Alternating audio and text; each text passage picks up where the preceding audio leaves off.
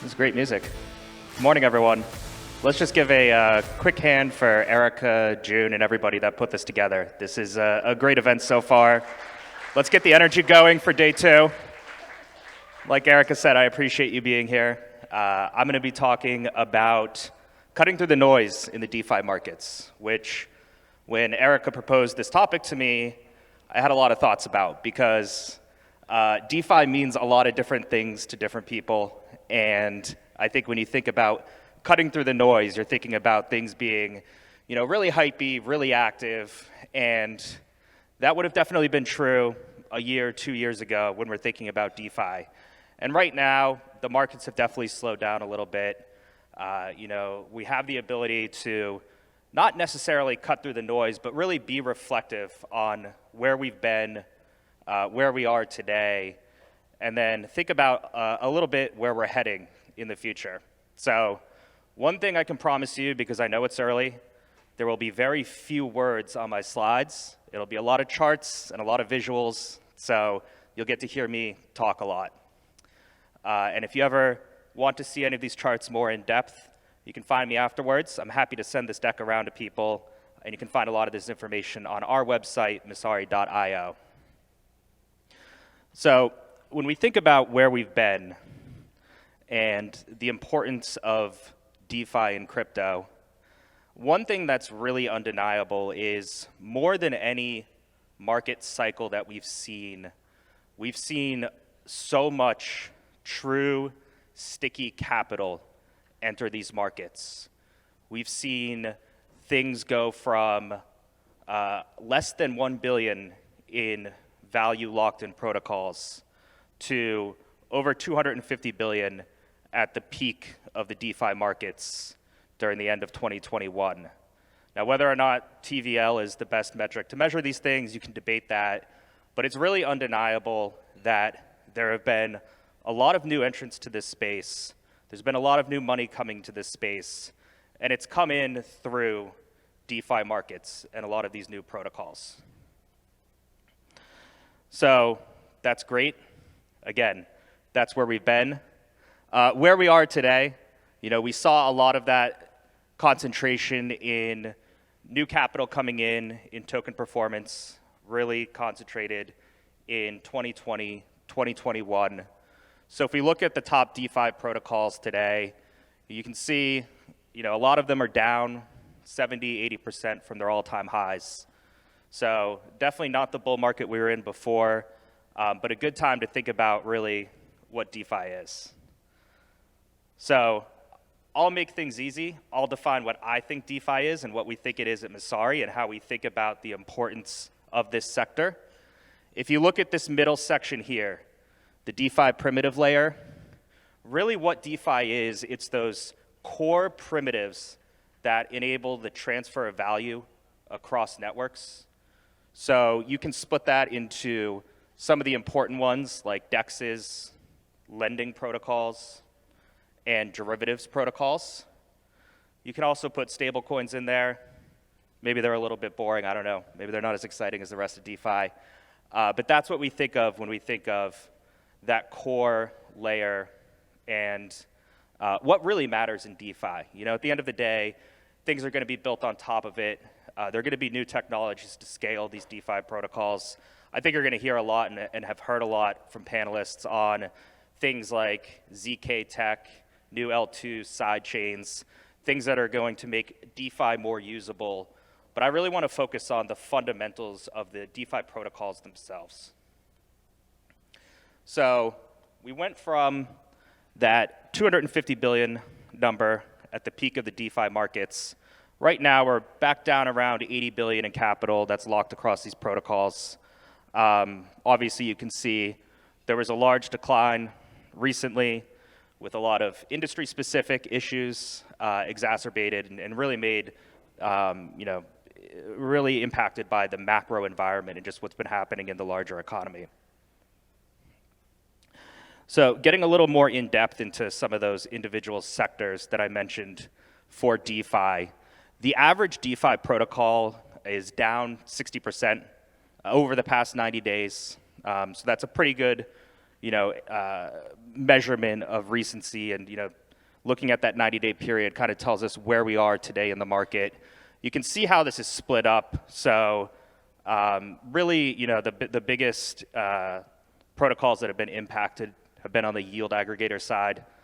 As you can imagine, as yields fall, those tokens, the value decreases.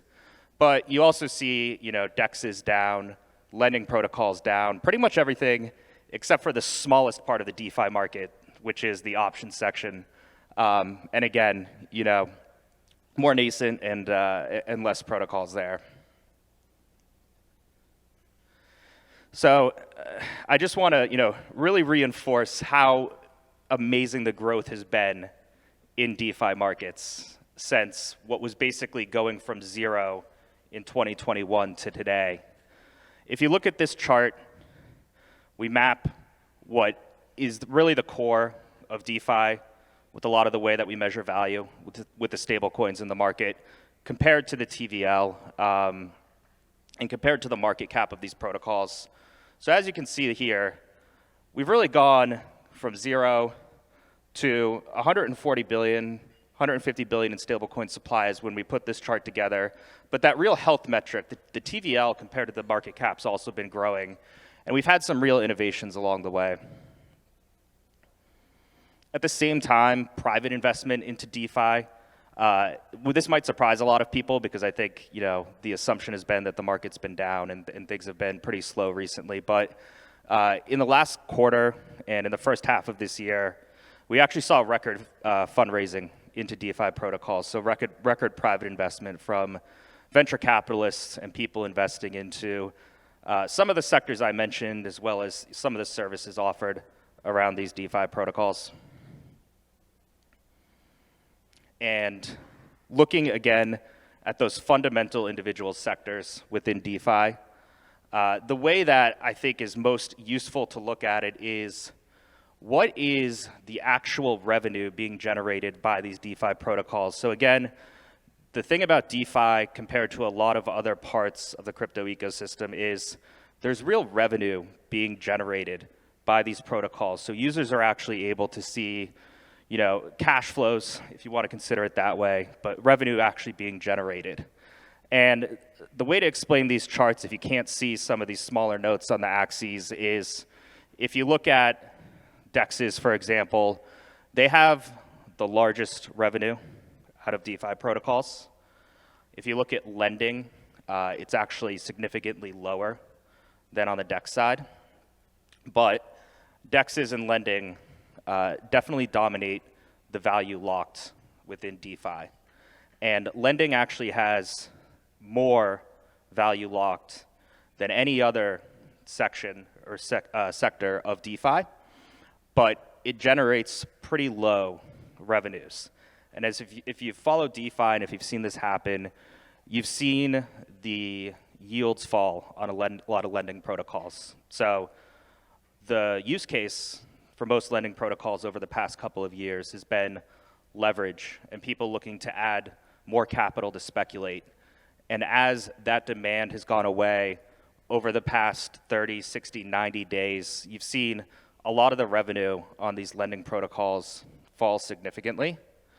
Whereas when you think about the use case for DEXs, DEXs are going to generate revenue in a lot more sustainable way because even as trading falls, there's still the use case swapping in and out of stable coins. It actually is somewhat counterintuitive, but DEX revenue increases again just because of trading as the market falls, as people move into stable coins and they move out of other tokens. So you see an interesting relationship between the TVL and the revenue generated between DEX and lending sectors. And then some of the smaller sectors that we cover down here, staking, yield aggregation, synthetics, and perpetuals, those are almost ancillary and parts of the larger ecosystem, but not really as core as the way we think about DEXs and the ability to exchange and lending protocols and the way that they interact with the ability to create leverage as you're trading. And so this is just another breakout of that chart. This again looks specifically at the revenue across all these segments. As you start to break them out, there are also some interesting insights in there as well. So if you're looking at the DEX space, what you saw over the past couple of years was a lot of liquidity and a lot of trading actually moved off of the earlier DEXs. So if you look at Uniswap, for example, its market share fell over time, over 2020, over 2021. A lot of that started with the launch of Sushi and alternative DEXs. What we obviously saw was the case where as Ethereum fees increased, people looked for alternative trading venues. A lot of that happened to be on newly created DEXs, on L1s other than Ethereum. Some DEXs started to catch up and launched on other chains as well. But what you saw in the DEX space was the larger DEXs lose market share, Uniswap in particular, and it moved to other DEXs. We've seen that reverse so far over the past 90 days. So a lot of that liquidity and a lot of that trading activity has actually moved back towards those larger DEXs, specifically Uniswap, seen an increase not only obviously in liquidity and trading, but also the revenue generated on that protocol. On the lending side, there's also some interesting insights that you can pull out from what's happening there. So what we've seen over the past year when we did an analysis on this is different levels of users use DEXs for different things. So historically, if you'd looked at the top 3 DEXs, if you had looked at Compound, Aave, and Maker, you saw very different user profiles across those exchanges. And what we saw was that Compound in particular was used very early on because it was earlier in offering new incentives for a lot of participants. It was used by what we would consider large token holders, or what people might often call whales. Whereas Aave and Maker specifically had a smaller market share in 2021 of those users. And similar to what we've seen in the decentralized exchange space and what we've seen with Uniswap is we've actually seen a reversal in a lot of these trends. And we've seen more users moving to Aave in general, if you think about individual user count, and we've seen more large users moving to Maker out of those 3 protocols. And what's interesting is while Aave's increased the number of users, they tend to be smaller users, and Maker has brought in fewer users, but they tend to be much larger users. So these don't always tell the whole story when you look at the aggregates. There are a lot of interesting things happening within each sector. And this kind of reinforces that story if you think about everything that we've just seen in terms of the TVL, in terms of the revenue being generated by these protocols. When you think about the return on the assets or the return on the value locked in these protocols, most of the concentration is actually outside of the lending sector, despite the fact, or because of the fact, that lending has the most capital on those protocols. So you can see here there have been some trends across time. If you notice the synthetics portion increasing, that's very specifically because of a change on the synthetics protocol, which represents the majority of that space. But you can also see the differences in kind of the dominance of the synthetics and the DEX trading and the perps sectors compared to what you see down here with the smaller lending area. Again, yields have fallen, and we've just seen that really impact the lending sector. And again, lending yields have gone down. So thinking about that and thinking about the importance of lending and really the lending sector itself, what can these protocols do to start to think about increasing not only their user counts, but also their revenues? One of the interesting things that we've seen, and this is just a specific example that we had put together for an analysis. There are a lot of other people doing this. It's being done on protocols other than Maker. But if you notice here, we've actually seen an increase in what are considered real-world assets on these lending protocols. So if you look over here, things that aren't necessarily native to the blockchain or cryptocurrencies themselves. So things like real estate or accounts receivable, basically any sort of finance that's happening in the real world off the blockchain. Lending protocols are thinking about ways how they can onboard these types of assets into their systems for multiple reasons. First of all, it obviously increases the addressable market for lending protocols, but at the same time, these real world assets, they tend to have higher cash flow potential and they tend to have higher fees. So if you think about creating a more sustainable market for these lending protocols, we've seen a lot of that growth happen in this real world asset sector. And just want to reinforce that here. Obviously, if you see that revenue has fallen, well, the real world assets make up less than, or 1% of the TVL on Maker specifically. Right now, it's actually making up a decent amount of the revenue that's being generated just because of the difference in those fees and the way that the debt works on those markets. So, for all of these protocols, I was asked to think of something that is going to, again, be a big trend that we're going to see, for the rest of this year into next year. And I think as we've covered, the DeFi sector itself, right now, those core fundamentals, we're seeing shifts within the way people are using those individual protocols within lending, within the DEX space. But the real question becomes, outside of these smaller changes, how can these protocols build a more sustainable user base? So I talked a little bit about the shifts between use cases and where people are actually doing their trading and where they're doing their lending and borrowing. The biggest thing for most DeFi protocols is stickiness of their user base.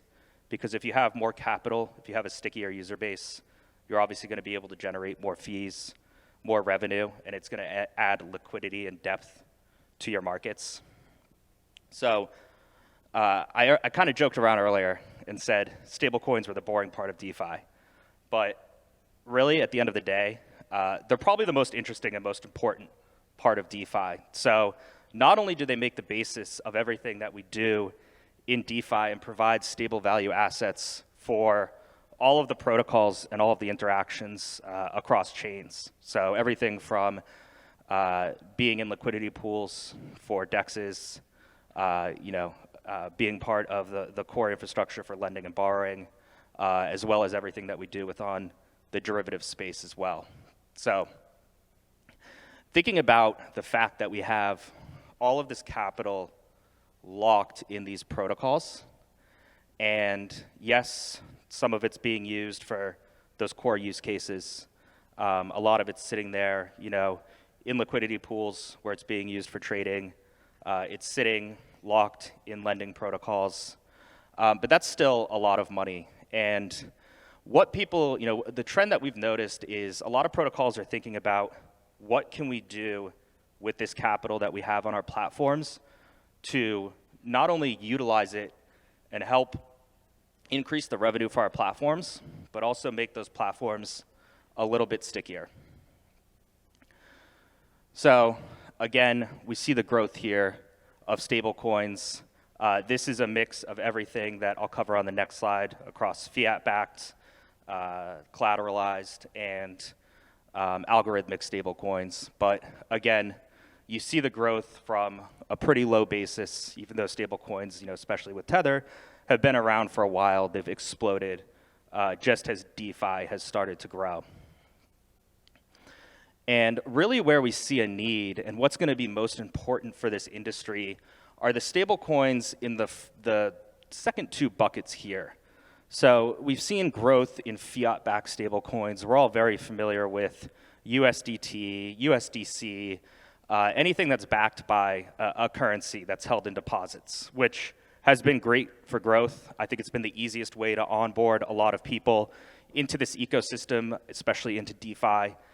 But if we want to have truly decentralized and unstoppable applications, we need to start thinking about how we start to build more stable value assets in these second two camps. So that's in collateralized debt, so something where you're able to lock up a token or a currency and create a stable coin off of that, or algorithmic stable coins, which are a little bit more nuanced. I think we've probably seen some attempts at that have not worked.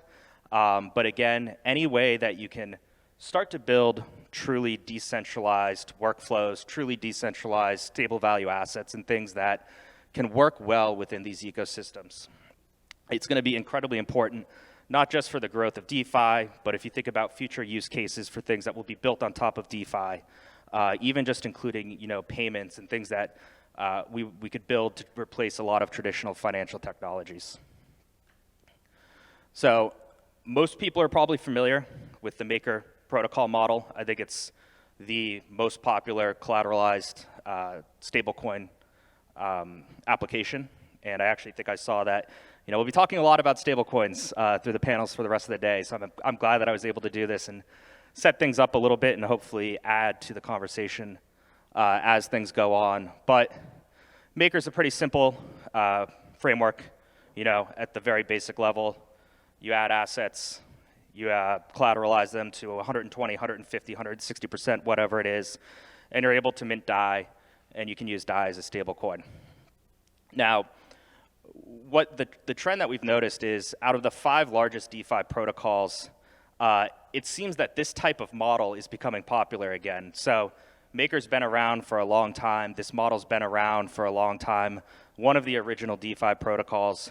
But what we saw recently was a proposal from Aave to do something very similar. So pivoting a little bit from the money market type account into providing, again, collateralized stablecoins and a collateralized GHO token on the Aave protocol.